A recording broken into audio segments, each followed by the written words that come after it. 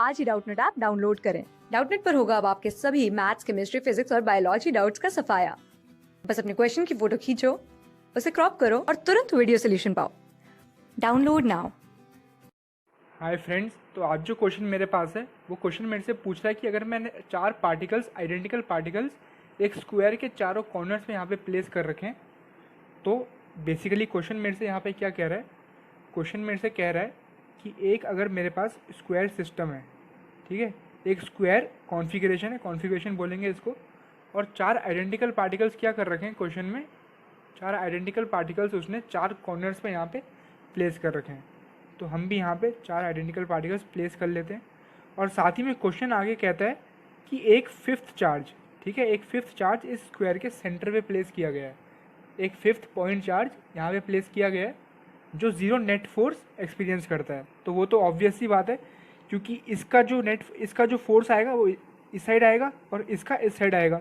तो डायगोनल वाले एलिमेंट्स एक दूसरे का फोर्स यहाँ पे कैंसिल कर रहे हैं, तो नेट फोर्स तो ज़ीरो हो गई। तो क्वेश्चन आगे हमसे पूछता है कि क्या ये पोजीशन मेरे पास एक स्टेबल इक्विलिब्रियम है या नहीं है। क्वेश्चन क्या पूछ रहा है कि ये एक स्टेबल इक्विलिब्रियम है या नहीं है। तो बात करें पहले स्टेबल इक्विलिब्रियम टर्म की, तो इस टर्म का मतलब ये होता है, स्टेबल इक्विलिब्रियम पे मेरा जो सिस्टम होता है, बेसिकली हम डेफिनेशन से बात करेंगे। तो सिस्टम की जो पोटेंशियल एनर्जी है, ठीक है, मैं बात यहाँ पे कर रहा हूँ स्टेबल इक्विलिब्रियम की, तो मेरे सिस्टम की जो पोटेंशियल एनर्जी रहेगी वो हमेशा लीस्ट होगी, ठीक है।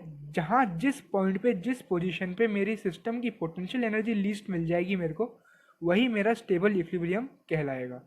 तो देख लेते हैं कि मतलब बेसिकली इनडायरेक्ट मीनिंग इसका, जो हम क्वेश्चन सॉल्व करने में जो मीनिंग अप्लाई करेंगे, वो इनडायरेक्ट मीनिंग हम ये लेके चलेंगे कि डिस्प्लेस करने पे, ठीक है, when this particle will be displaced, ये पार्टिकल हमेशा रिटर्न कर जाना चाहिए अपनी इनिशियल पोजीशन पे। तो अगर हर डिस्प्लेसमेंट के केस में अगर ये अपनी इनिशियल पोजीशन पे वापस आता है, यानी इसकी एक रिस्टोरिंग टेंडेंसी है ना, अपनी इनिशियल पोजीशन को वापस गेन करना चाहता है, तो तब तो हम इसको स्टेबल इक्विलिब्रियम मान लेंगे। तो हर पार्टिकल एक डिस्प्लेसमेंट के बाद अपनी इनिशियल पोजीशन पे जाने की कोशिश करना चाहेगा, तो वो इक्विलिब्रियम मेरे पास स्टेबल इक्विलिब्रियम होगा।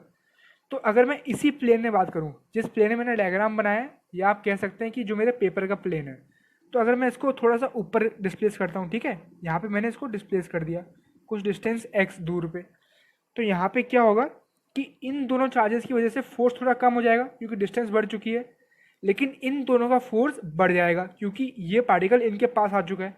तो इनका ज़्यादा फोर्स है, इनका फोर्स कम है, तो नेट फोर्स लग गया डाउनवर्ड्स। तो ये पार्टिकल धीरे धीरे अपनी ओरिजिनल पोजीशन में आ ही जाएगा, ठीक है। फिर मैं इसको चाहे इस साइड ले जा लूँ, इस साइड फिर से इन दोनों पार्टिकल का फोर्स और ज़्यादा बढ़ जाएगा, तो इन दोनों का फोर्स इसको वापस धक्का देगा। सिमिलरली इस प्लेन में मैं कहीं भी निकल जाऊँ, क्योंकि ये चारों मेरे पास आइडेंटिकल है, तो ये हमेशा ट्राई करेंगे कि पार्टिकल हमेशा बीच में रिटर्न कर जाए। तो अगर हम सिर्फ इतना ही देखें तो हम इस क्वेश्चन का आंसर एकदम से दे देंगे कि स्टेबल इक्विलिब्रियम है, लेकिन हम एक ओरिएंटेशन देखना भूल गए कि अगर मैं इस पार्टिकल को उठा के पेपर के प्लेन के ऊपर ले आऊँ, यानी यहाँ कहीं पे ले आऊँ, ठीक है, इस पार्टिकल को मैंने उठा के कुछ हाइट पे रख दिया, तो तब क्या होगा अगर मैं इसको पेपर के ऊपर या पेपर के नीचे भेजूँ, तो तब आप नोटिस करेंगे कि बिल्कुल अपोजिट चीज़ यहाँ पे हमारे पास होगी। क्योंकि अगर इस पार्टिकल को मान लेते ये मेरा ग्राउंड पे मैंने ये रखा हुआ है, ठीक है, मैं इसको साइड से ऑब्जर्व कर रहा हूँ, यहाँ से मैं इसको ऑब्जर्व कर रहा हूँ, तो यहाँ पे चार पार्टिकल्स रखे हुए हैं, ये दो कॉर्नर्स दिख रहे हैं और दो कॉर्नर्स इनके पीछे हैं। तो अगर मैं पार्टिकल मेरा अभी यहाँ पे, तो मैं आपसे क्या बात कर रहा था कि पेपर के ऊपर या पेपर के नीचे, या तो मैं उसको उठा कर यहाँ पे ले आऊँ पेपर के ऊपर या पेपर के नीचे, ये मेरा पेपर है, ठीक है, मैं साइड व्यू से देख रहा हूँ इसको। तो अगर मैं इसको ऊपर उठा दिया, मैंने x डिस्टेंस इसी के प्लेन से ऊपर उठा दिया, यानी पेपर के ऊपर यहाँ कहीं पर मैंने इसको रख दिया, तो अगर ये ऊपर चला गया तो आप देखेंगे कि इनका फोर्स कुछ ऐसा लग रहा है, ठीक है, ये हॉरिजॉन्टल कंपोनेंट कैंसिल होके कुछ वर्टिकल कंपोनेंट बच जाएगा F वर्टिकल। तो क्योंकि ये चारों आइडेंटिकल पार्टिकल है, तो इन चारों का रिपल्सिव फोर्स लगेगा, अट्रैक्टिव फोर्स एक का भी नहीं लगेगा, तो ये सारा नेट फोर्स मिलके इसको रिपेल करेगा। यानी अगर गलती से भी मैंने पार्टिकल थोड़ा सा उठा दिया तो ये इन्फिनिटी तक सीधे भाग जाएगा, मेरे को कभी वापस नहीं मिलेगा। तो हमारी डेफिनेशन यहीं पे फेल हो जाएगी कि इस ओरिएंटेशन में, मतलब प्लेन में मूवमेंट तो ठीक है, लेकिन जैसे ही मैं उसको आउट ऑफ प्लेन ले गया, इसमें एकदम से रिपल्सिव फोर्स लग रहा है, ये कभी वापस नहीं आएगा।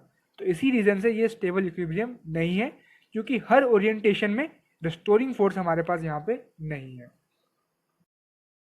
क्लास 6 से 12 से लेके नीट, IIT, जेई मेंस और एडवांस के लेवल तक 10 मिलियन से ज्यादा स्टूडेंट्स का भरोसा। आज ही डाउनलोड करें डाउटनेट ऐप या व्हाट्सएप कीजिए अपने डाउट्स 8400 400 400 पर।